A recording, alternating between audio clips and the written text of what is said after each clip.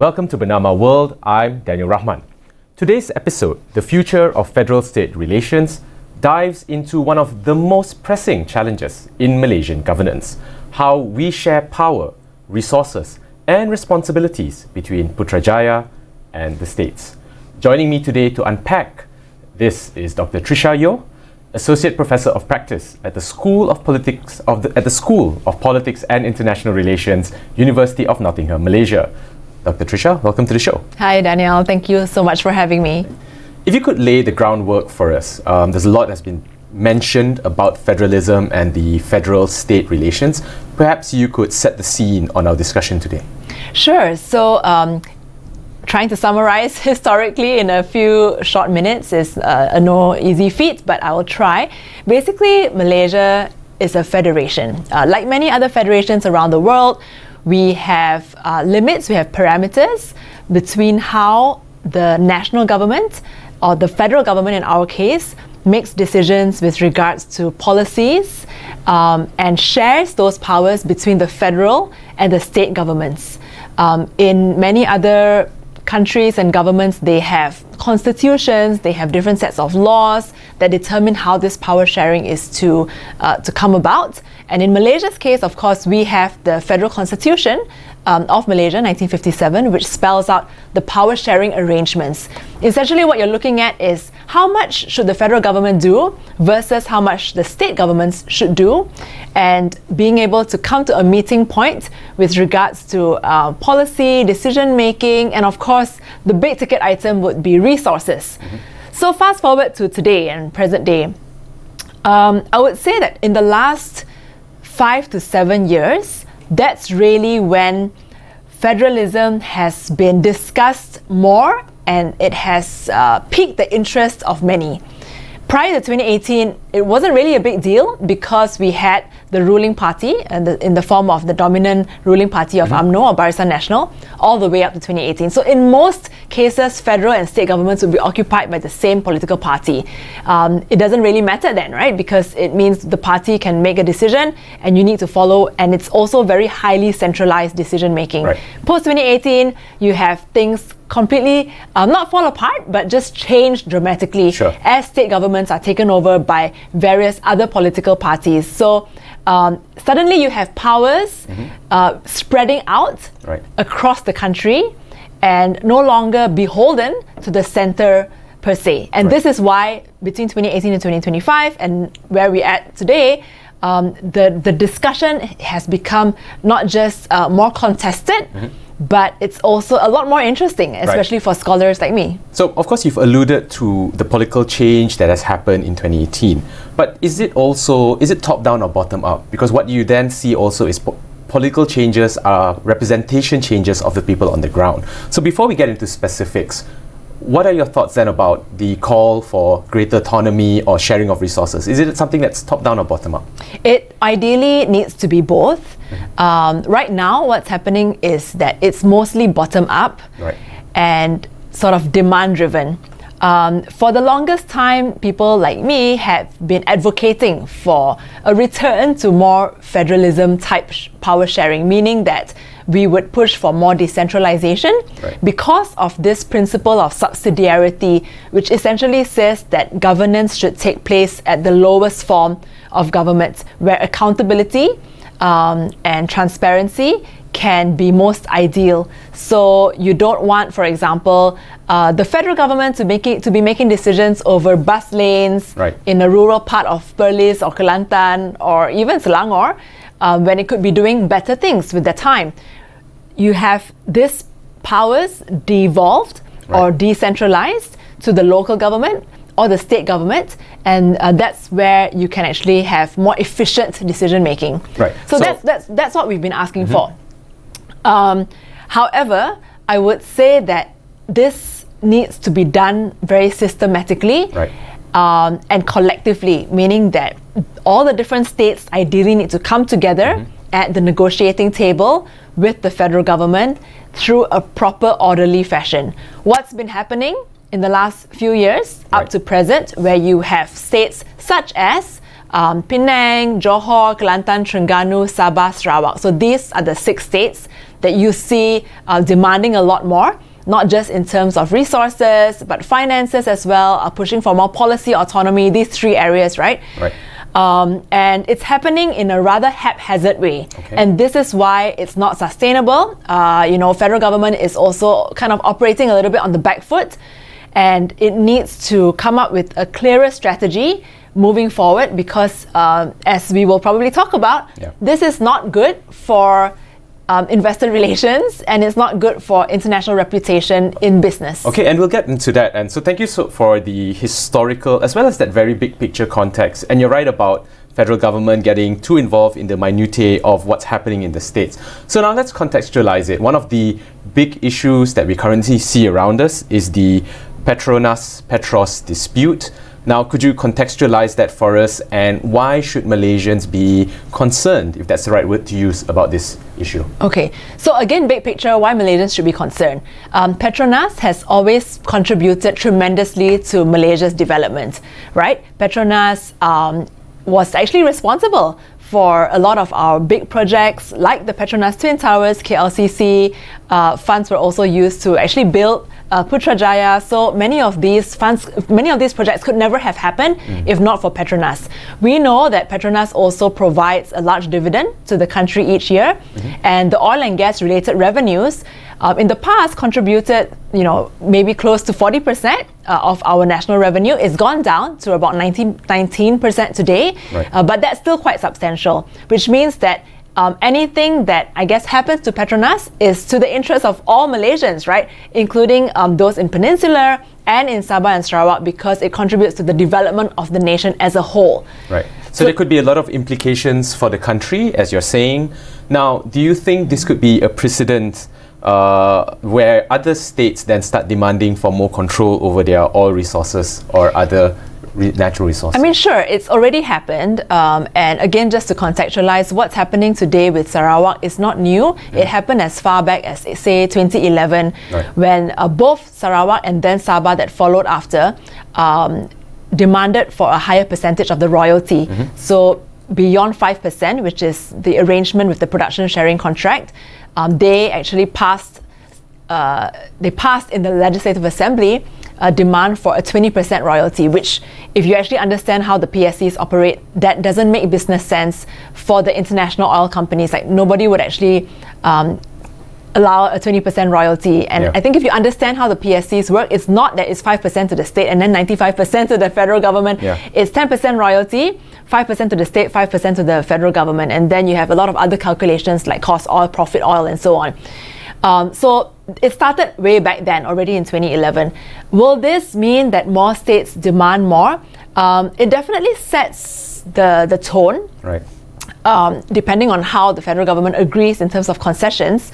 So it's not just Sabah and Sarawak. You have also the oil-producing states of Terengganu and Kelantan. However, Terengganu and Kelantan's case would be slightly different because they don't have an agreement like the Malaysia Agreement 1963 to fall back on. So in a sense, they're operating on a slightly lower bargaining field. And historically, it's also quite different. Historically, it's different as well.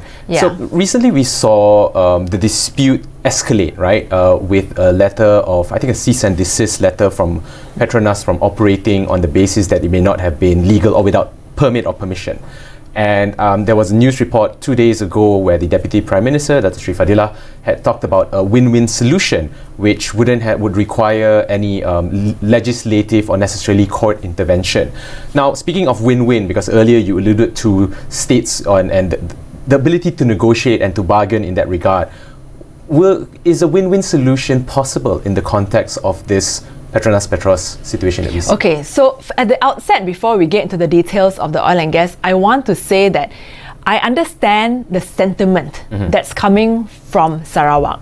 Sarawak and Sabah have always felt that they have been shortchanged by this arrangement with Peninsula in even the formation of Malaysia. So I would say that these grouses go back historically, right? And we understand that it's understandable. Those things need to be settled at the broader historical sentiment level. All right. However, if you look at the specifics of just this oil and gas situation, Right. whether a win-win solution can be had, the answer is yes. But I think what the problem is right now is that you have the two leaders in the form of Dato Sri Anwar Yep. and of course Abang Jo. from Sarawak. They have said that an agreement has been resolved multiple times Right. since October last year. But each time they say it, something else comes up. And we see that already now happening, where you have several legal disputes. Yeah. Why do you think this is happening? And I kind of would like to add on to that. We've seen the implications. ConocoPhillips pulling out. That's a $13.8 billion dollar potential investment upside. Why do you see this happening then? Okay, so I would call it a policy and regulatory fog. Fog. Okay. I mean, we were It's a nice referring way to to put this. it. We were referring to this when we were talking about Trump's tariffs, but I'm Okay. going to say that here as well. All right. Because the simple reason is the international oil companies don't know. They don't know who is in charge anymore. Shell MDS filed this court injunction because they did not want to pay to both Petronas and Petros. And it's a policy fog. They wanted to hedge their bets. And what's happening now is that they're still getting the supply of gas, right? But they're not paying it out. Right. They're not paying it out. So, Petronas is So it's kind of good for them. It's good for them, and it's good that they did that ahead of time. Yeah. And then, of course, the ConocoPhillips withdrawing 13.8 billion ringgit, as you pointed out, is going to be lost. And this is the problem when you don't resolve the policy at the policy level. So like I was saying, Yeah. you have the leaders making these decisions at the very high level, but if this is not translating at the policy level, then you have a huge gap that needs to be filled. And I would say that while it's good that this announcement of a ceasefire has been stated, That's right. by Dato Sri Anwar, our Prime Minister, what that actually means, nobody really knows. So my question would be to the policymakers at large, is there an ongoing working committee that has been formed at the policy level? So you're not talking about at the political level, at the policy level that can sort out the various issues at legal, financial and policy levels. If I may, Daniel, Sure. I was involved in the Selangor water restructuring issue, which took 10 years to resolve. It was complicated. How long ago was this? This was between 2009 all the way to 2019, 2020 or so. Right. I was involved in the initial stages of that. And in that dispute as well, so it's very similar to this case, right? Right. But we had a working committee that was made up of multiple stakeholders. Yep. It was representatives of the federal government, Selangor state government, the four water companies, and we included lawyers, we included policy people, as well as a finance company, who was actually crunching the numbers, because you need that Right. to project forward. So what I'm saying is that so this would be my pitch, right? Sure. 6 to 12 months, have a working committee that includes all these multiple stakeholders from Petronas, Petros, the AG's chambers, Right. from federal government, from state government, Sarawak as well, and include other representatives, lawyers, financial people, and of course, importantly, the technical policy people. Right. Why do this now? Is because you don't want to spook any more international investors out there. Do it for the sake of the country as a whole.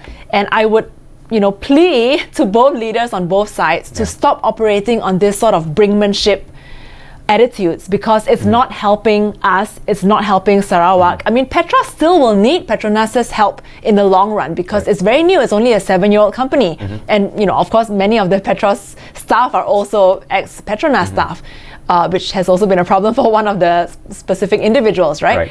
But the point is, if we can come to, in the long run, there will be some concessions given to Sarawak. We know that as well, because ultimately, politically, we know that GPS contributes a large proportion to Parliament and so on.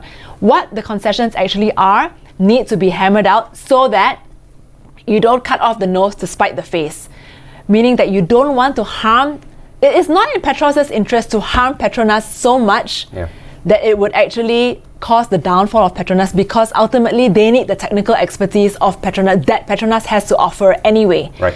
Yeah. So it's loud and clear that there will be political as well as financial and investor implications. Earlier you alluded to the government having gone through this experience with the Selangor water situation. Now, is it a question of priority? And what I mean by that is, one of the big agendas for the government today is subsidy rationalisation, which may save up to 8 billion ringgit.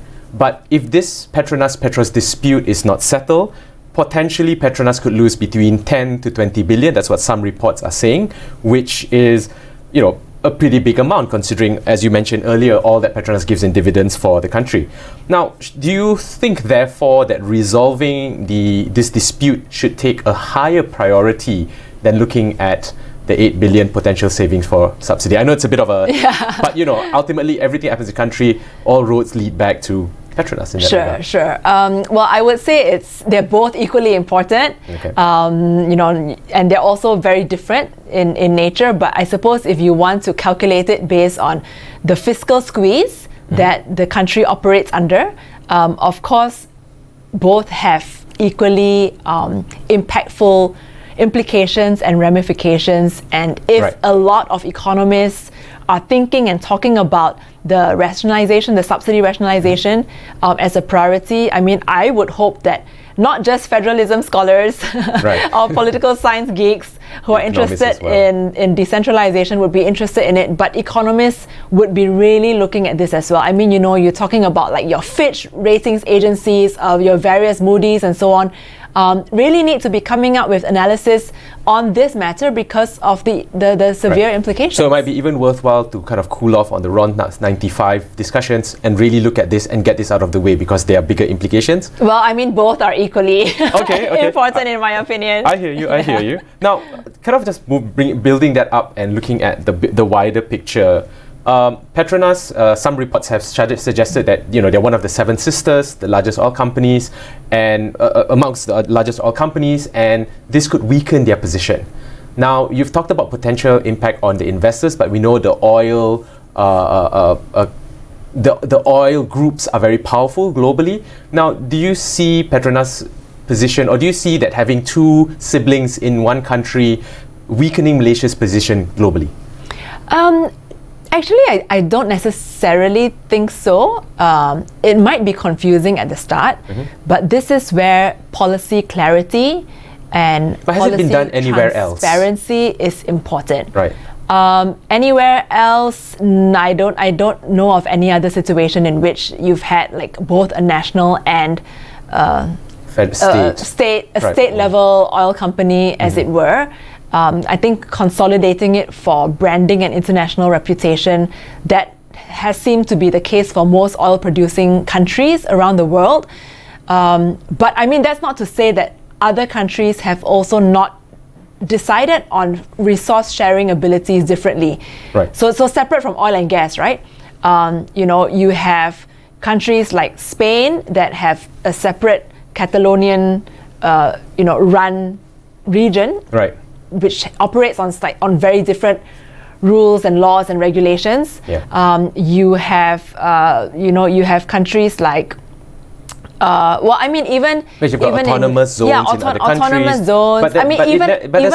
But the economy has always sort of been centralized at the federal level, right? Because then you have wider distribution concerns, taxation, revenue collection. Now, I suppose I put it this way. Now, some former founders of Petronus have come out to the media and said that Petronus should be a national trust fund because it belongs to all Malaysians, right? It's not about belonging to any, particular Sarawakian, Sabahan, Terengganu, Kelantanis, Kuala Lumpurian, Selangorian, right?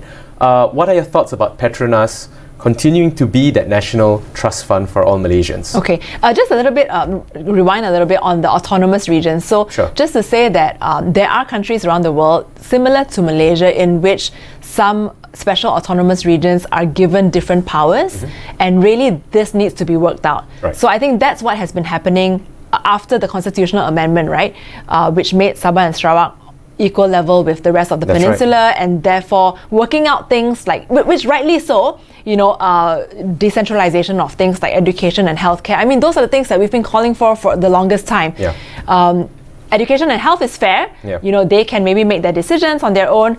So now coming back to oil and gas, now this is slightly different, right? Because it requires that much technical and technological expertise that you can't build overnight.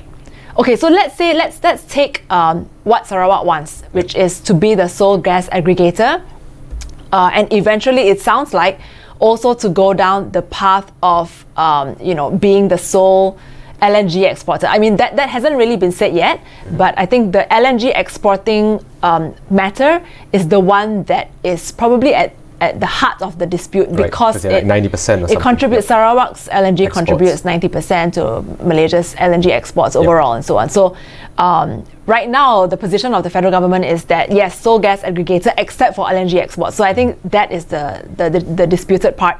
So even then, it's highly technical, and like I said earlier, Petros will need to have reliance and dependence on Petronus in order to not just do the actual work, but secondly, prove to the international investors and the community that they can do it as well. Now back to your question on this whole National Trust Fund idea. Right. But sorry, I just want to pick your mind on that.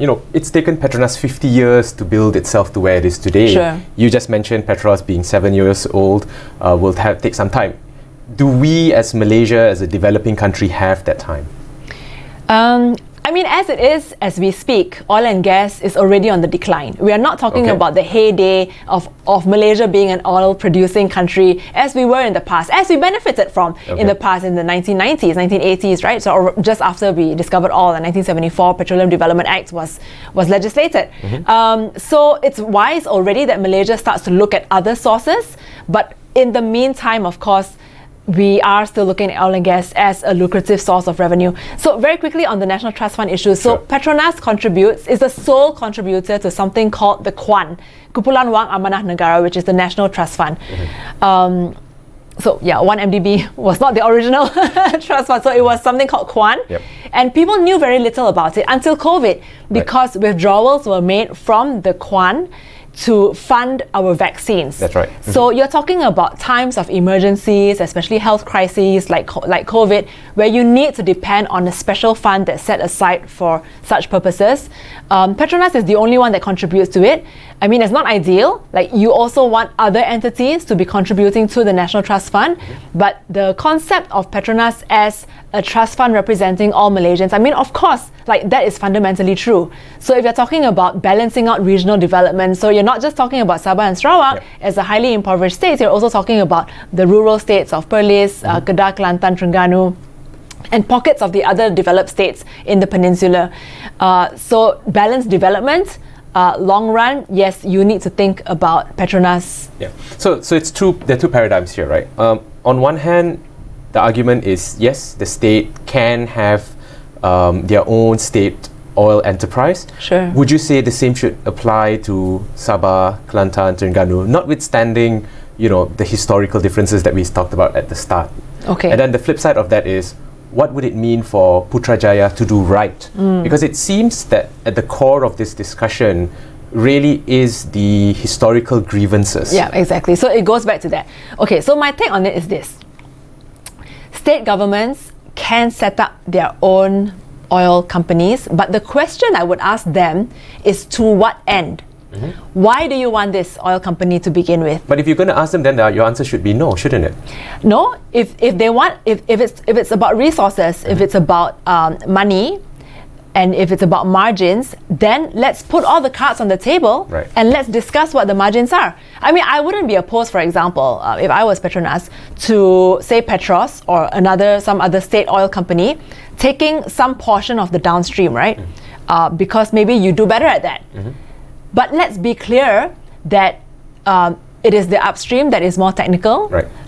And if it is about margins that they want, then let's discuss that as well. Right. So as long as there's clarity, we take this portion, you take this portion, and there's clarity to the international investors, then it's okay. But okay, one other thing though, one other, I guess, like, gremlin, so to speak, is that as it stands, many of the LNG operating plants are actually co-owned, right? So you're not talking about like Petronus alone, Petros alone, or whatever. It's actually multiple. It's shared. There's a shared and a joint ownership, and also shared decisions are being made. So how you negotiate that needs to be very carefully done and structured as well. Do you think that the development of states could lead to potentially uneven development of states in Malaysia, considering that not all states may have a deposit of oil, some may be timber, etc., etc. What do you think on that? I mean, this is actually a policy matter, because when you talk about federalism, you always have to talk about what role states play in shared rule and self-rule. So in a federation like Malaysia, it's both, right? So states contribute to the national development, and supposedly that's the role of the Senate to provide for shared rule. So you're jointly making decisions about the development of the whole nation. But there needs to be some semblance of self-rule as well. So, and this goes into bigger picture federalism matters, which is, my own bugbear, which is that you need to have a proper, apart from the National Finance Council, which is chaired by the Prime Minister, you need to have an independent grants council that makes decisions on how grants and funds are being allocated to the states in a non-political, apolitical, non-partisan manner.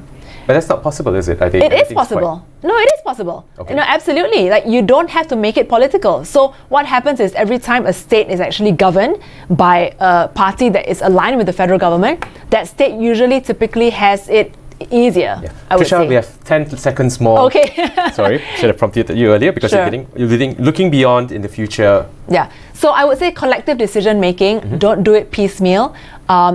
This policy or working committee, 6 to 12 months, and then real ceasefire, no other lawsuits, no other big political statements at large out there. Use this time to consolidate and do the negotiation domestically before we actually need to hire an expensive international negotiator. Okay.